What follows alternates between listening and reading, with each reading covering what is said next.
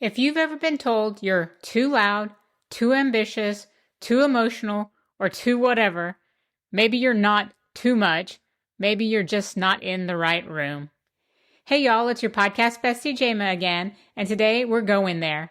If you've ever been labeled too much, too talkative, too bold, too sensitive, too confident, too whatever, this episode is for you. Because what if you were never too anything? What if the problem wasn't you, but the room you were in or the person you were with? What if shrinking yourself to fit in has been costing you the very confidence you've been trying to build?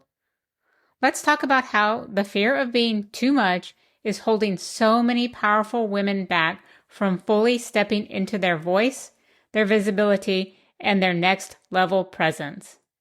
I want you to think about the last time you made yourself smaller. Maybe you stayed quiet in a meeting, filtered your personality online, or downplayed your success because you didn't want to brag. Was it because someone once told you you were too much? That's not a throwaway comment, y'all.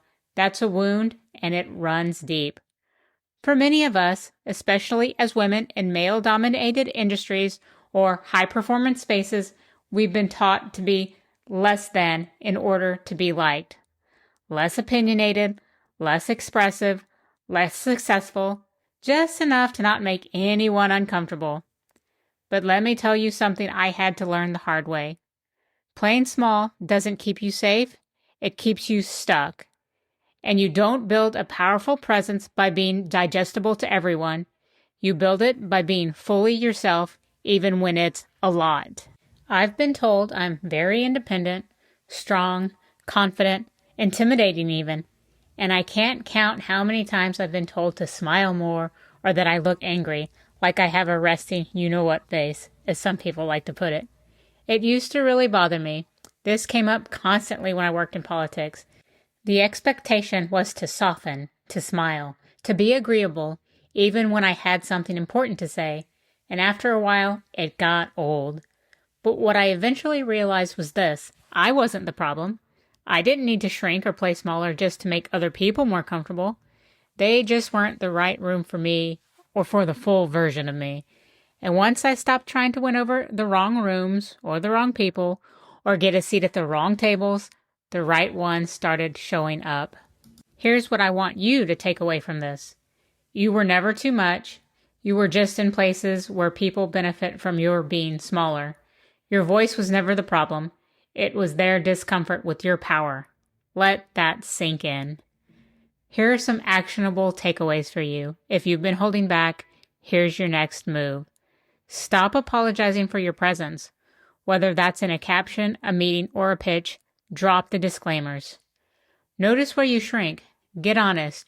Where are you playing small? And stay light. Find the right rooms. The ones that don't ask you to shrink. The ones that celebrate you being too much. Because the right rooms won't ask you to be less. They'll make room for all of you. You don't need to tone down. You don't need to make yourself smaller so other people feel more comfortable. You are not too much. You are not too loud. You are not too confident. You are just more than some people are ready for, and that's not your burden to carry. So, if no one's told you lately, let me say it. You were never the problem. You were the proof that something bigger was possible. Keep being you. If this episode felt like a deep exhale, share it with someone else who's been playing small in rooms that don't see her, and leave me a quick review. It helps this show reach more women who are ready to take up space unapologetically. Until next time, keep living the whole picture.